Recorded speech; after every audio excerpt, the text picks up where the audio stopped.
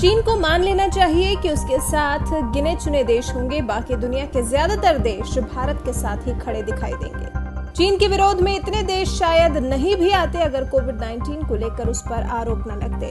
दुनिया भर के कई देशों ने इस महामारी के लिए चीन को ही जिम्मेदार ठहराया है। वहीं चीन कर रहा है भारत को चौतरफा घेरने की कोशिश, लेकिन वो अपने मंसूबों में कामयाब नहीं हो पाएगा, क्योंकि अब चीन का ही पड़ोसी देश वियतनाम चीन और भारत के बीच में आकर खड़ा हो गया है और भारत के पक्ष में होने की बात कर रहा है। तभी तो वियतनाम ने भारत के साथ रक्षा, सैन्य, परमाणु ऊर्जा, अंतरिक्ष, समुद्री विज्ञान, नई प्रौद्योगिकी समेत कई क्षेत्रों में करीबी सहयोग बढ़ाने पर सहमति जताई है।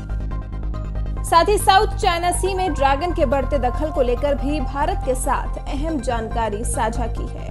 दोनों देशों के बीच में डिजिटल माध्यम से हुई बैठक के बाद बयान जारी करते हुए विदेश मंत्रालय ने कहा, दोनों पक्षों ने भारत वियतनाम समग्र सामरिक गठजोड़ में हाल के घटनाक्रमों की समीक्षा की। साथ ही भारत और वियतनाम ने व्यापक संपर्कों के भविष्य के बारे में भी बात की। कहा गया कि दोनों देशों के बीच आर्थिक और रक्षा संबंधों की नई गति प्रदान करने पर सहमति व्यक्त की गई। इस बैठक में भारत की तरफ से एस जयशंकर थे और वियतनाम की तरफ से वहां के विदेश मंत्री फाम बिन मिन्ह शामिल हुए।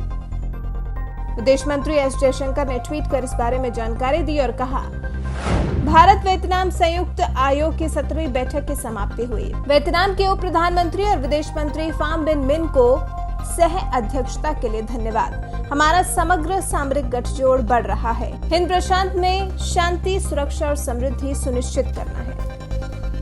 आगे विदेश मंत्री ने बताया कि इस साल आसियान की अध्यक्षता के लिए वियतनाम को भारत की तरफ से पूर्ण सहयोग का आश्वासन दिया गया और ऐसे समय में जब दुनिया कोविड-19 महामारी का सामना कर रही है, उस साल में समूह को सकारात्मक नेतृत्व प्रदान करने के लिए वियतनाम को सराहा।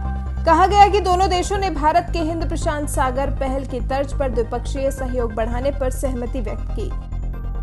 इस बैठक के दौरान जो सबसे अहम मुद्दा उठा वो दक्षिण चीन सागर की संपूर्ण स्थिति को लेकर ही था।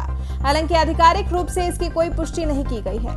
कयास इसलिए लगाए जा रहे हैं क्योंकि पिछले हफ्ते ही वियतनाम के राजदूत फाम सान चाउ ने भारत के विदेश सचिव हर्षवर्धन श्रृंगला को दक्षिण चीन सागर में बढ़े तनाव को लेकर जानकारी दी थी कि चीन ने कैसे अपनी सैन्य मौजूदगी को यहां तेजी से बढ़ाया है। दोनों पक्षों ने संयुक्त राष्ट्र सुरक्षा परिषद सहित बहुस्तरीय मंचों पर करीबी समन्वय बनाने पर सहमति दी थी। आसियान ढांचे के तहत महत्वपूर्ण क्षेत्रीय मंचों पर सहयोग और समन्वय बढ़ाने पर भी सहमति व्यक्त की थी।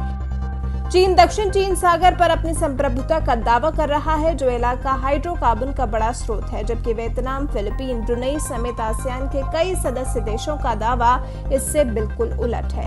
अब चीन को तय कर लेना चाहिए कि उसे क्या करना है। अभी भी समय है। एक एक कर हर एक देश उसके खिलाफ और भारत के समर्थन में आकर खड़े हो रहे हैं, जिससे नुकसान सिर्फ चीन का ही है। अगर अब भी चीन अपनी नीतियों में बदलाव नहीं करता है तो उसे अंजाम भुगतने के लिए भी तैयार रहना होगा।